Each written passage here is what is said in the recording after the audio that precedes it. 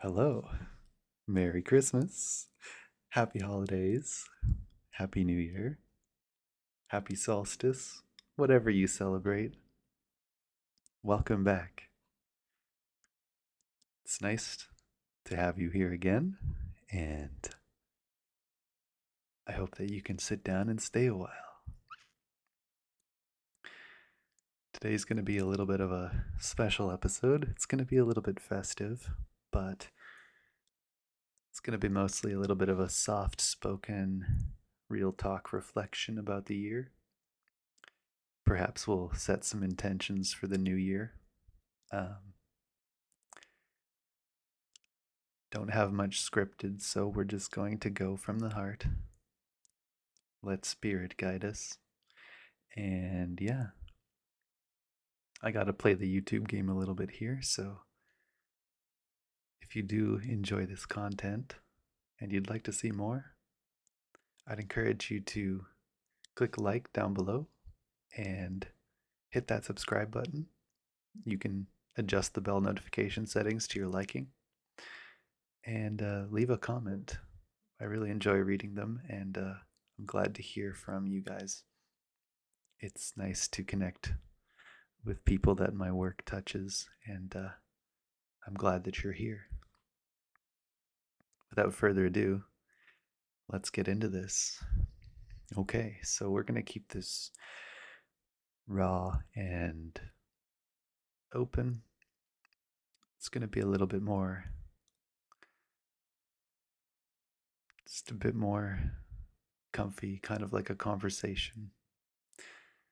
This past year has been quite transformative for me. A lot in my life changed. Came to many personal realizations from as simple things as like changing my routine, starting to do things that I want to do and that I enjoy doing. One of them being starting this YouTube channel. Um, Taking more time for self care and relaxation. Started working out, lifting weights, going for walks more, ride my bicycle, even though I didn't do that much. This year I bought a motorcycle, so I was out riding that more, but it was another nice thing to do. All of these things that we can do for ourselves, at first glance, it doesn't seem like it affects other people. It seems that it's a purely independent and personal endeavor. But I implore you to look deeper about these things in your own life. If you can realize that personal self care and healing your wounds that you've covered over, looking into your soul, uh, really asking deep questions. Who am I? Where did this entire experience come from? What is consciousness? Why is this thing that is here conscious at all, and what is that? If you can look deeper and find an intuitive inner awareness of these things, rather than just the thoughts and the ready made answers that your mind and other people will give you, there's a lot that you can discover about the nature of your own reality and your own existence that will fundamentally transform who you are, or at least it will transform your identity of what you believe that you are. Many of us, at first, we identify with so many limited, minute things, small aspects of our experience. May that be a career that we're pursuing, or a hobby that we enjoy, or even the type of clothing, our gender identity, all of that. The people we talk to, the people we engage with, our relationships, things we're good at, things we're not good at. And while all these things can make up important parts of the experience of existence. There's something deeper within you that I implore that you look at. But to get there, you have to drop any preconceived notion of what you will find. Those notions, those identities that you hold as solid truth, you may find that the deeper you go, the less solid they are. And while this can be very scary at first, you'll get used to this feeling of a lack of structure, a lack of logical foundation for your own being, your own existence. And this may make your mind go a bit wild at times, for sure. But if you continue past the anxiety and the panic and everything that naturally starts to come up to distract you from this inner searching, you can find your own experience of reality that's entirely yours, that nobody else has access to. Just you. Just you. There's no other being that's exactly like you. We can go deeper on that, but I think for the purpose of this video, we'll keep it at this level of understanding. There is no other being in the world of duality that's had the same experiences as you, that's gone to the same school, that's taken the exact same courses, that's had the exact same friends, exact challenges, that's worked the exact jobs, that's had the exact dreams, that fantasizes about the same fantasies, that enjoys the same things, that dislikes the same things. And when you realize that sometimes a westernized society attempts to make you believe that, well, everyone is the same at the superficial level, you can forget to honor that everyone is uniquely different and that there is no other being that is exactly like you at all. Even if, from a certain spiritual perspective, if you zoom your perspective in and out and travel deep enough, you may find that, yes, indeed, everything is one. Again, another topic for another video, but just because there's an infinite singularity of consciousness that you can tap into, which does not have any of these distinctions and characteristics that you have, does not mean that you should completely let go of all your distinctions and characteristics and uniqueness, because infinity includes all possibilities. So the possibilities of reality that you find yourself within, yes, it's one out of an infinite amount of them, but this does not mean that the characteristics that you have are greater than or less than another.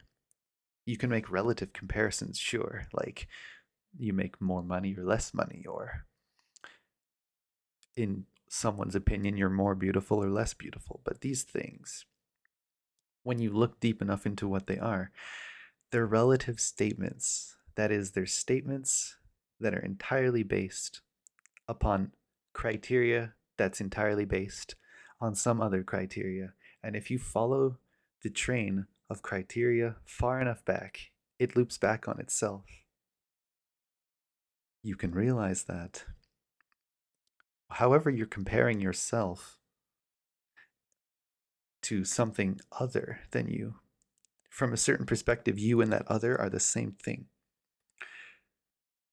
So you're kind of comparing yourself to another part of yourself. And if you try to then take that comparison and act in a way that you want to become like that other thing, well, that's fundamentally not going to happen, because you and that other thing exist as a balance for some other part of yourself as a higher being.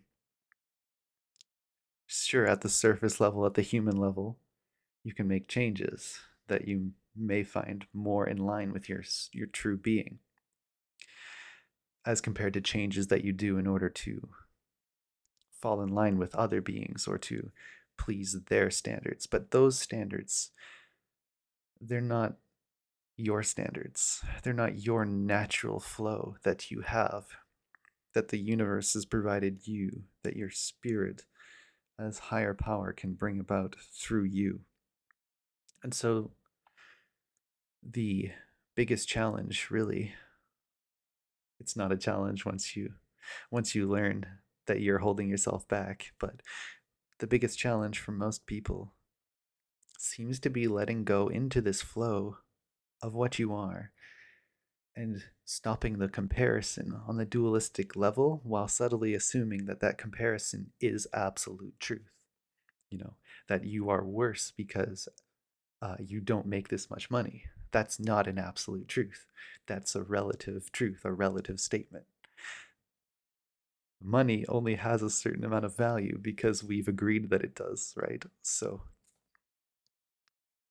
absolute truth cannot change. If you have doubts as to whether or not what you're accessing within you is absolutely true, one trick you can use. If it changes within your experience, then that is not an absolute truth. That is a relative truth. And while it's part of something that's absolute and and is what it is, the relative truths are always changing. Things are born, things die. Some days it's one way, some days it's another. These are all relatives, relativity. So when you begin to rewrite your idea of what you are, sometimes it feels like it happens of itself. Here's where I'm linking this into Christmas and New Year's. A lot of people seem to create New Year's resolutions of things that they'd like to do differently in the next year. Now, this is important, to reflect upon what is happening in the patterns that are being brought out within you. These are important so that you can help facilitate the growth that's already happening rather than hold it back. But where I want to point your attention is that much of this change is happening through you, not because of you. And while this is not to undermine anything that you're doing, you can realize that the difference between you doing it and it being done through you is actually an illusion. Let me rephrase that. The things that you think you do and the things that you think happen to you from a certain point of view are actually the same thing happening through you. Whether you think your action is conscious or unconscious, there's a higher perspective that you can take where you realize that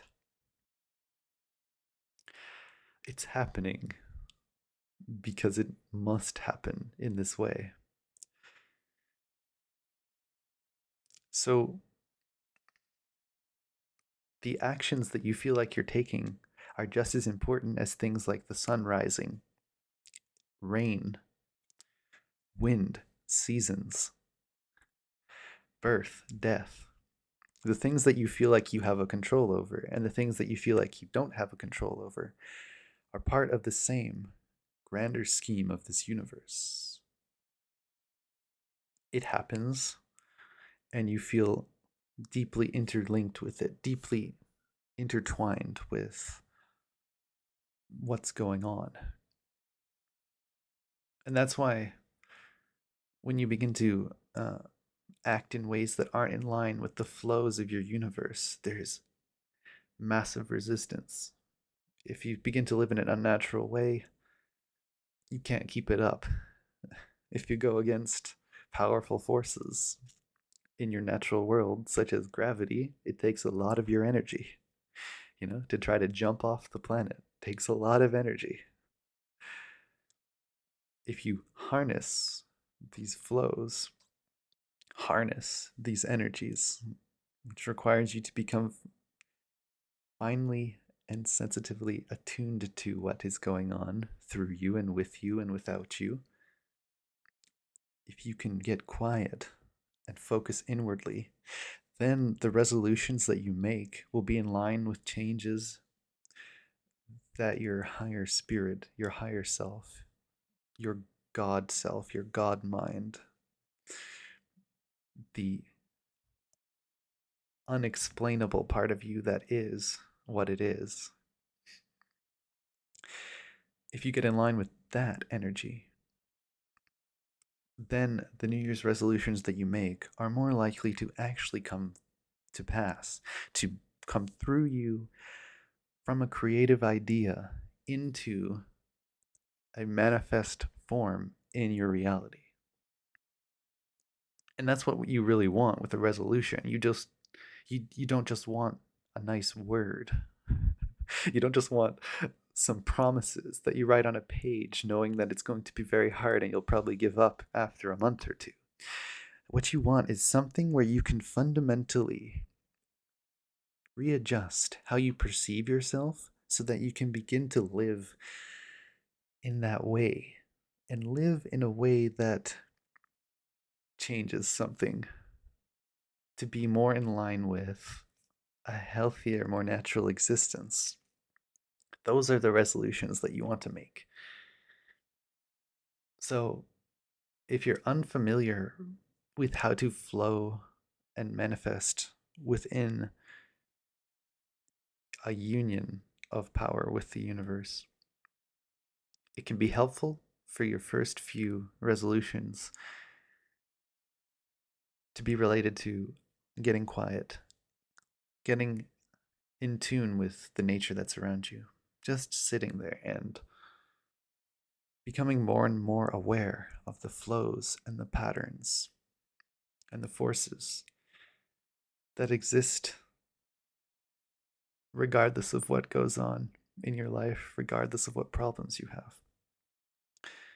Because if you can get in line with these patterns and these changes, you can begin to become less and less affected by things that people tell you that you should be deeply affected by. And while that does sound, at first glance, a little bit cold, I can assure you it's not. Because if you are able to bring about a state of being where no matter what happens in your life, you can be calm and grounded and centered within your being, within your higher self, it does not even matter if everything in this physical dimension goes to complete chaos. Because even that, too, you may realize is a tool of the divine recreating itself. That is, death is life being regenerated. So, by entering into this calmer state, any plans, any intentions that you create afterwards have a higher possibility of coming into manifest reality. That is, they have a higher possibility of being so in line with the universe that the universe helps you bring it about. And that's about as best of an outcome that you can ask for. Feeling as though everything that you do is being supported by everything else that's happening. And so I'll leave you with a few more possibilities that you may want to contemplate on your own. Sit down and be quiet with, and really listen to what comes out of your own soul. Okay, so perhaps there's something in your life that you could stop doing that's holding you back. You may not even have to add anything else, but simply stopping doing something that's holding you back. For me, it was stop letting negative thoughts and doubtful thoughts about whether I could actually come through with and produce something on my own by disbelieving those thoughts and opinions, which I realized They are just like dreams you have at night. They come, they go. But to build your life based on how you think and feel in every moment, it's like usually you're hyper focusing on one of the sides of the coin. You're hyper focusing on something negative, and that's stopping you. So if you could stop hyper focusing on the one thing that's holding you back, then it's more natural. Things begin to flow, they come out of you almost on their own. Another possibility, perhaps there's a way that you could spend some of your valuable time doing something aimless. Now, at first, you may be resistant to this because it feels like you'll get nowhere with it. And yes, indeed, I'm not going to lie to you, aimlessness will get you nowhere. But if you allow for some aimlessness in your life, you will begin to have a less rigid structure of thinking and behaving and feeling. And you may find yourself able to incorporate newer insights into your reality. So, by letting yourself have these moments to let go of the strictness that you hold yourself to, the strictness of thought schemes, the strictness of behavioral patterns, strictness of emotions, by just letting whatever comes up have room to come up, you can begin to behave kind of like the universe. It happens because it happens.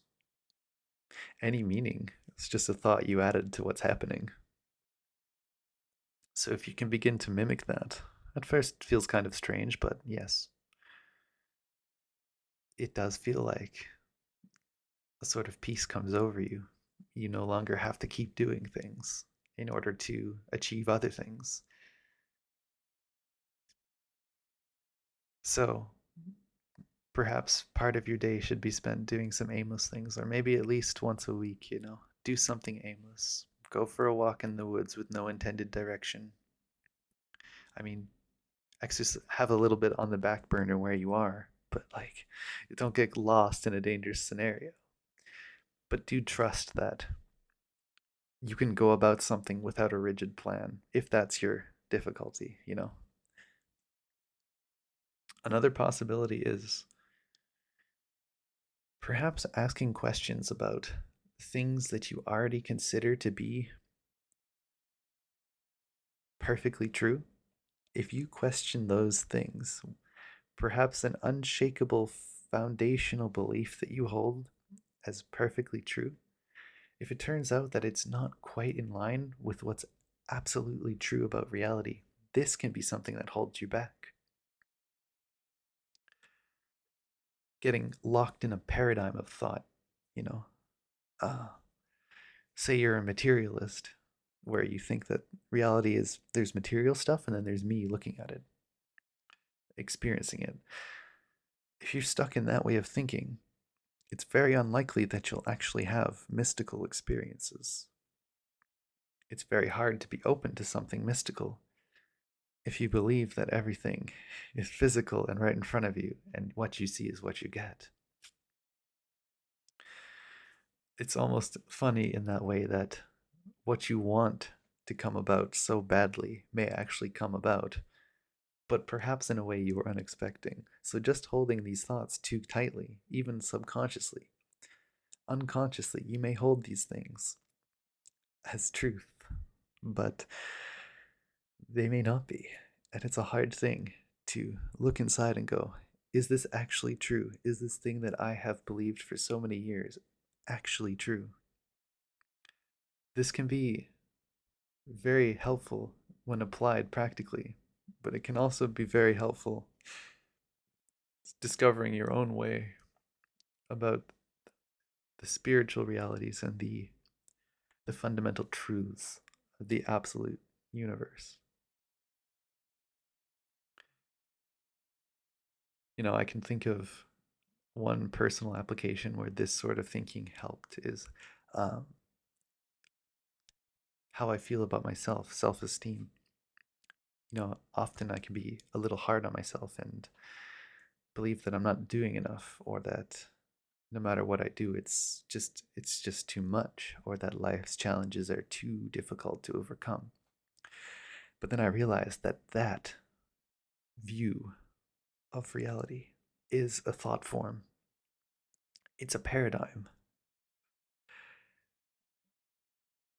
Perhaps the reason why you're not motivated to go after your dreams is because you may literally either consciously or unconsciously believe that it's not possible.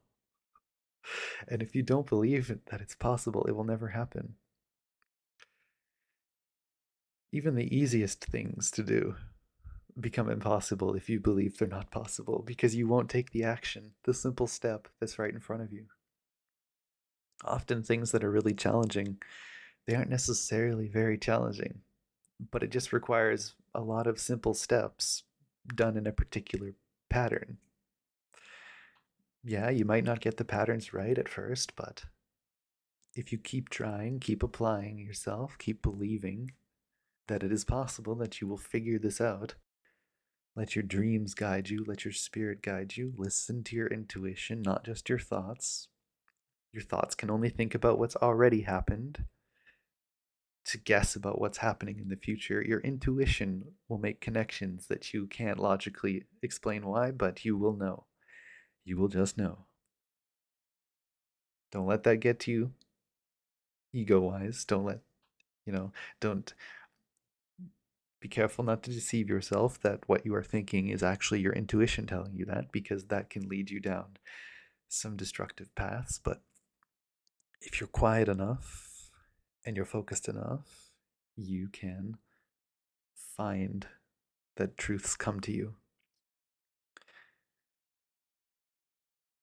But at the very minimum, the next step that you need to take will become apparent to you through your intuition and through your spiritual guidance. Some say your heart, or your connection to source, spirit, absolute infinity, God, whatever you want to say.